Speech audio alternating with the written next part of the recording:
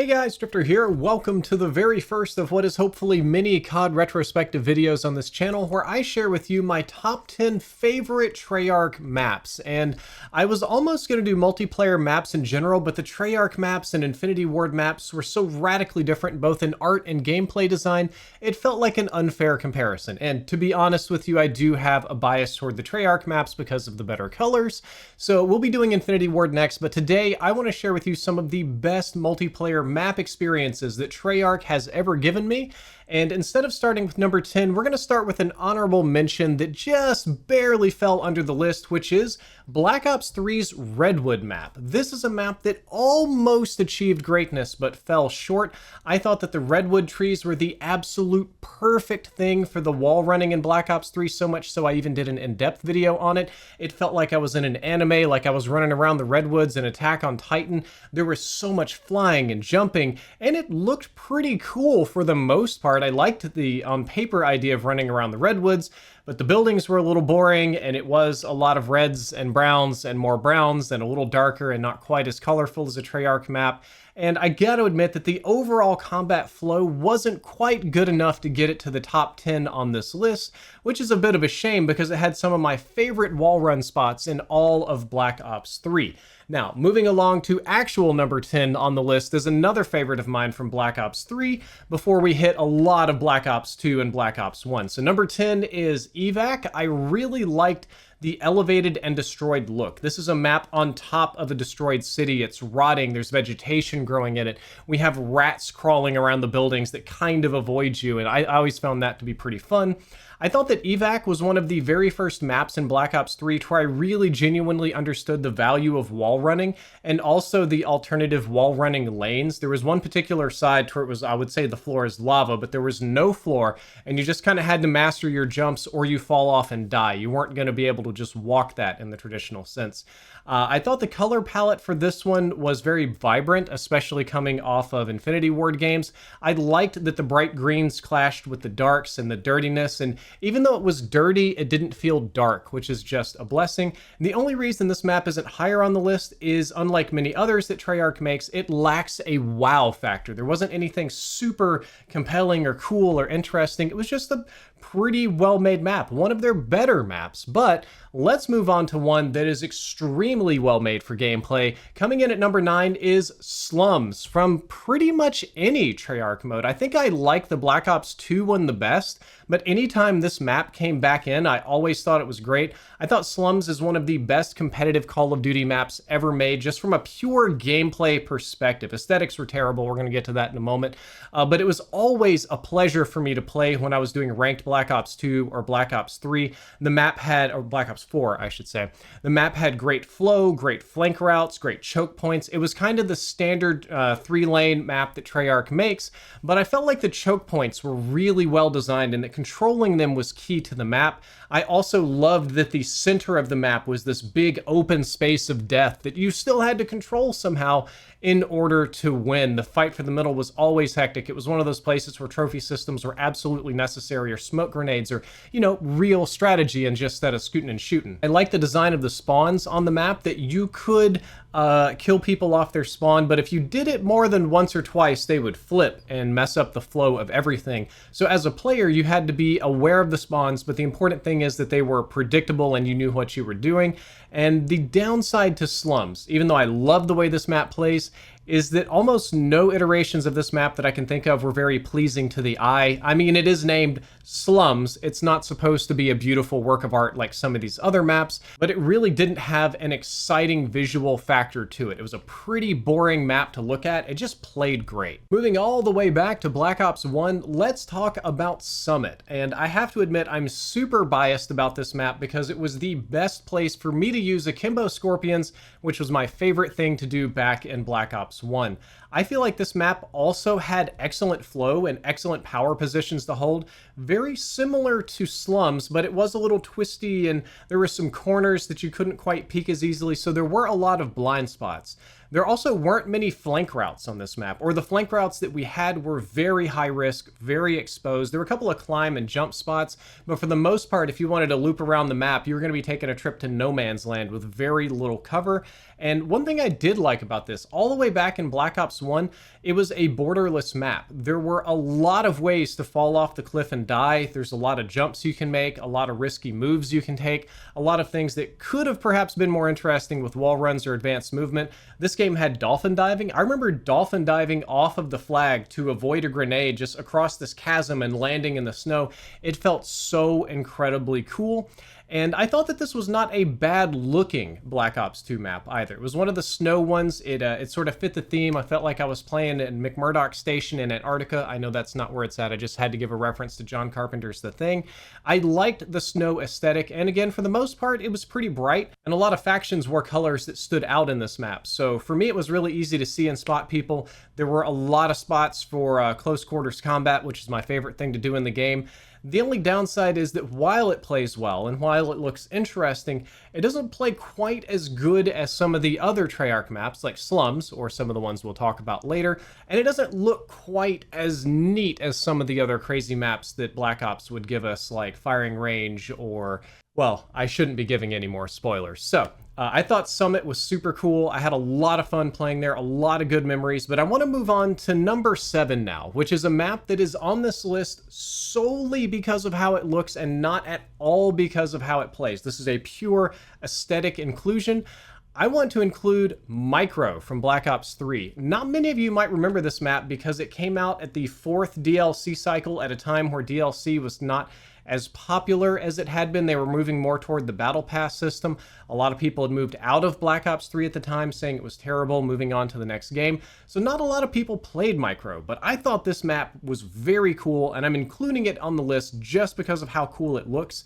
I think this is one of the most unique Treyarch maps ever made. So for those of you that didn't play it, you play as a soldier who is barely bigger than an ant. Think like a little grain of sand running around this giant picnic table with all sorts of food and goofy stuff running around. So you take cover behind the cheese, you wall run around the soda cans, bounce off the 2-liter cola, and then you get stuck in the pizza trap. It was just totally crazy. I thought it was a very bright, colorful, punchy map. You can see I definitely like those because it's very easy to identify enemies.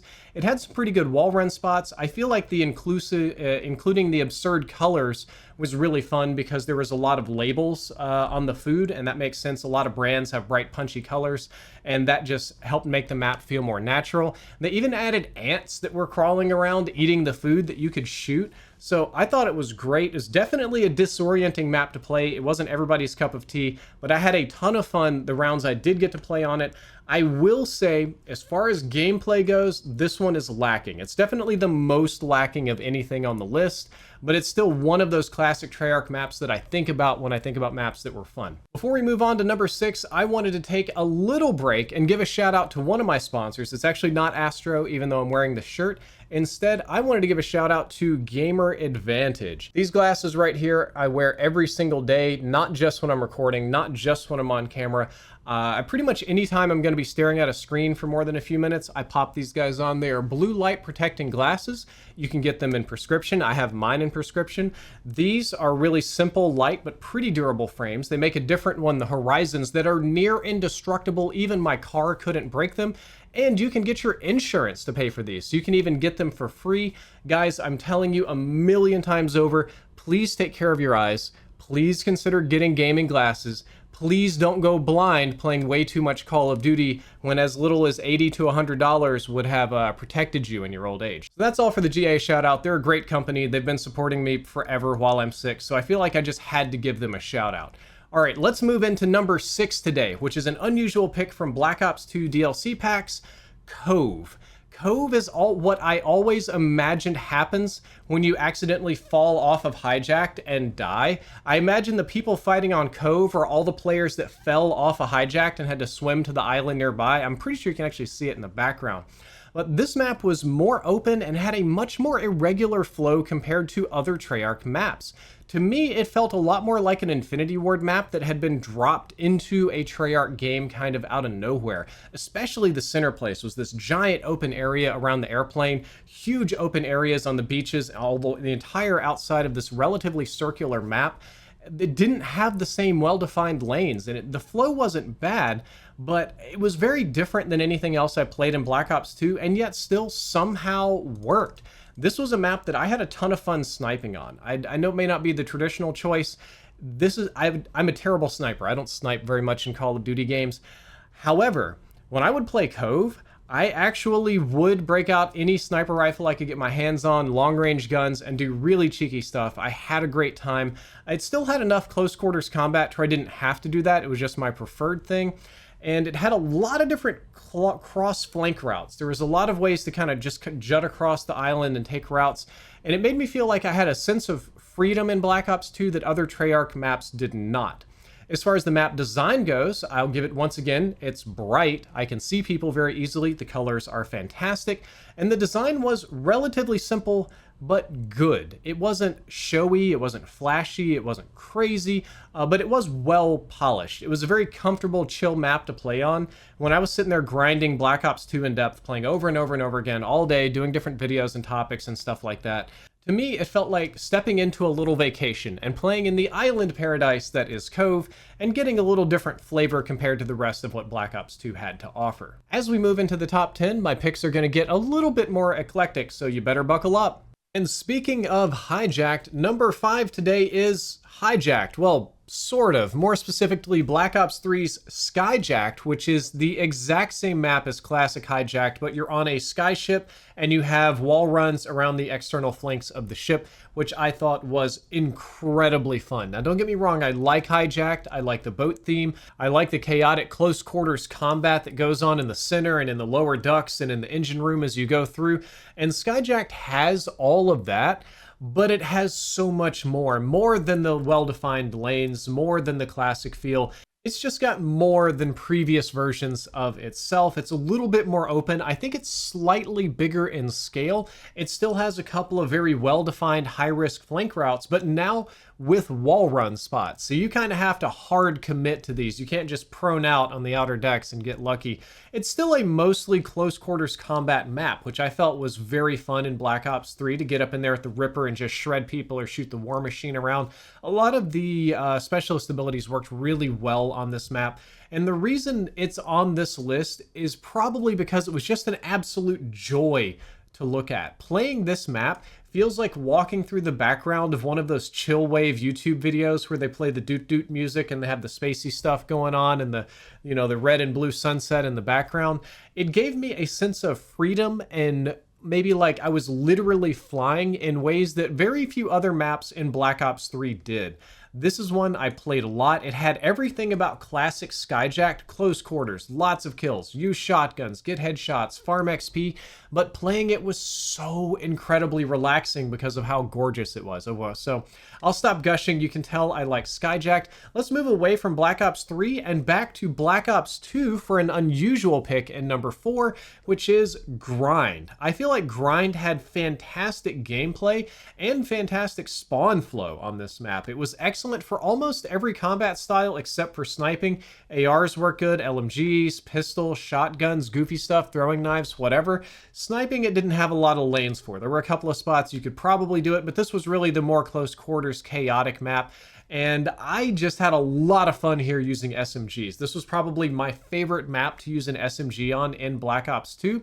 And taking a step back to the gameplay, yes, we have clustery bits in the middle, we have longer sight lines on the side, and I feel that the spawns were really well done in this. Much like Slums, that you could get kind of contained to your spawn where it would be hard to push out, but very rarely would you get spawn locked in Grind. And if you overpushed or somebody on your team did, you would be very likely to flip the spawns and free the enemies, which is a mechanic that a lot of us were familiar with, still happens in CoD, still liked. It would seem to be baked into the map as like they knew people would do that, whereas more modern maps, it just seems to be something that's ignored and it ends up being very chaotic. On the looks of the map Grind, I really like the aesthetics of this for Black Ops 2. It was one of the better looking Black Ops 2 maps. Like all the others, yes, it's bright and it's colorful, which means that people stand out. But I feel like the skate park theme did something a little bit extra for Treyarch, because Treyarch has been described as making these kids playground bounce house types map, these like bounce castles, these little more like paintball arenas, which I know that we had in other games, but this one took that to a new level. because the skate park theme was your arena. You were literally in a playground. It just wasn't made for you. I also like the wacky, wavy, inflatable arm flailing flailmans that were all over the map. They were very distracting, very fun. You could do stuff in theater mode. And for the most part, I just have really good memories of this map. Also using a pistol to just tear people up. I think it was the TAC 45. Very, very fun.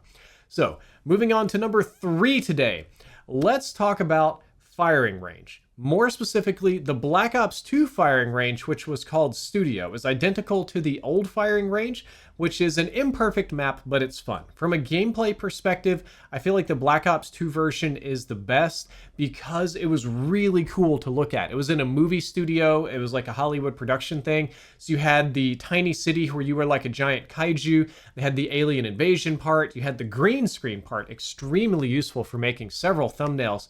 You had a cowboy town. You had zombies Easter eggs baked into the map. There's a lot of very visually interesting stuff to look at. And gameplay was still fun despite being imperfect. Gameplay, it kind of had a standard 3-lane Treyarch map, maybe a half lane with the big tower and a little of flanks you could kind of push through.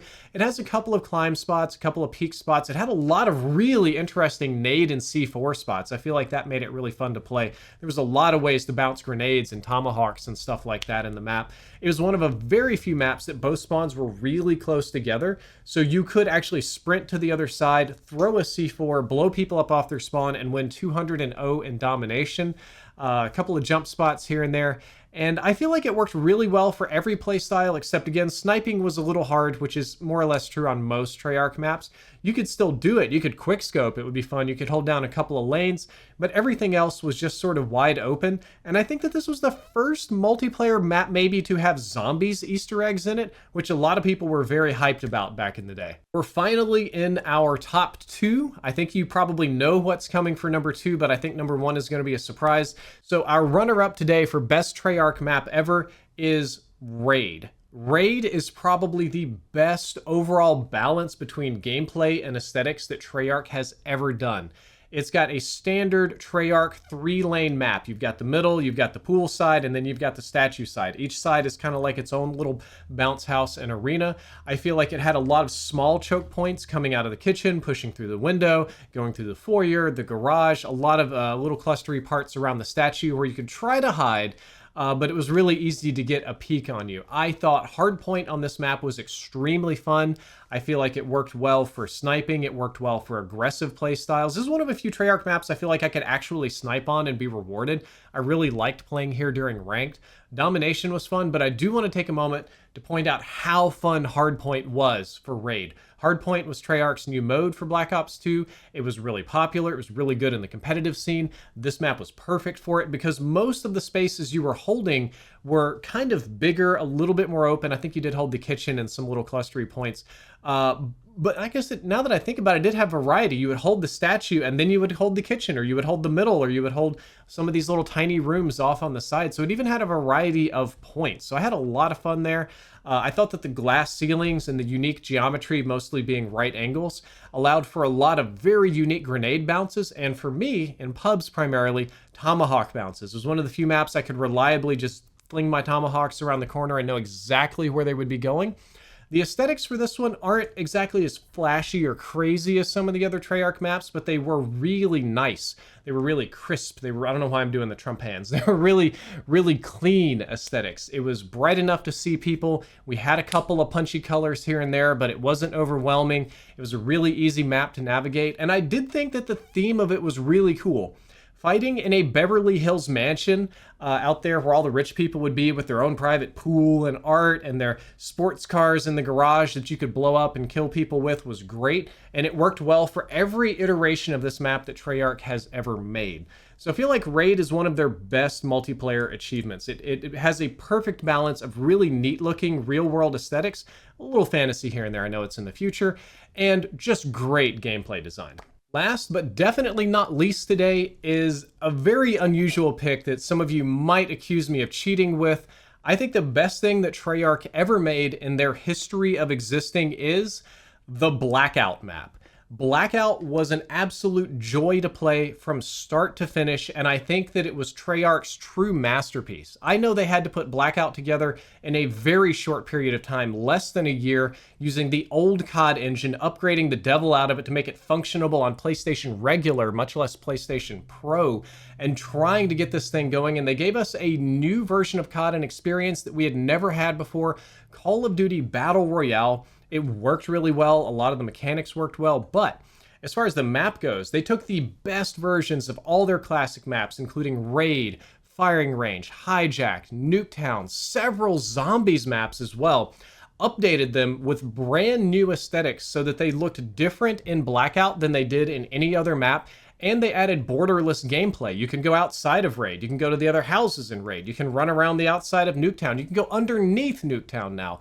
The Zombies maps, surprisingly good multiplayer maps too, fighting people. And the Asylum was one of my favorite places to land. There was a ton of loot, real clustery, nasty little house, one of the few places on the map that was dark and you could just fight people and deal with the zombies. I had a ton of fun. It was the first true Call of Duty Battle Royale map that I'm aware of. I don't really count CoD Online in China because it was really rudimentary. They added vehicles to the game for the first time ever. Helicopters that you could steal, boats, jet skis, tanks, jeeps, all sorts of crazy stuff. It still has the superior parachute system to Warzone. You remember the wingsuit? You could just spread those out and fly. You almost wouldn't die from fall damage. You could just slam right into the ground and roll. You had this cool animation where you'd pop right back up. They added zombies to this map way before Warzone did. Like in beta, in launch, you could go to the graveyard, you could go to the asylum, you could go to the lighthouse. I think they had zombies in Nuketown. It was just crazy, but in the best possible way. They even added zombie bosses to this map. And you could do underwater combat. You could go out to the ocean on Hijacked and steal a jet ski. They had specific Easter eggs for characters built into the map where you could, through a certain series of events, get the Annihilator, get the Death Machine, get the Ripper, some of these kind of rare items from Black Ops 3, and use them. And it was so fun. On top of that, just generally speaking, most of the spaces in the Blackout map were made really well for BR gameplay. Whoever designed that probably sat down and played a lot of PUBG before going in and trying to recreate that, and they did a fantastic job. And most of the mini maps, the mini engagements, were just different versions of multiplayer gameplay that worked better than most of the multiplayer maps in Black Ops 4. I feel like not all, but the majority of the spaces in the map were pretty bright. It was pretty easy to see characters. It was pretty easy to navigate and get around and do all the things that you want to do without feeling burdened by the environment that you're in. And some zombie maps were an exception to that. Some of the zombie maps were a little darker and a little bit more clustery, but they still kind of worked for a variety. And overall, more than anything that Treyarch has ever made, I think I had the most fun on the Blackout map, which is why it's the #1 on this list. I enjoyed Blackout a really absurd, ludicrous degree. I did in-depth for it. I played it every day. I was getting high kill games. We were just getting clips, just seeing how we could troll people with all the crazy Easter eggs and stuff like that. So yes, the Blackout map, I think, is Treyarch's crowning achievement and the best thing that they've ever made. Guys, I would love to hear your opinions below. And next up is going to be the best Infinity Ward maps ever made, and then probably Sledgehammer games. So if you enjoyed this video, don't forget to like, favorite, and subscribe. Drifter out.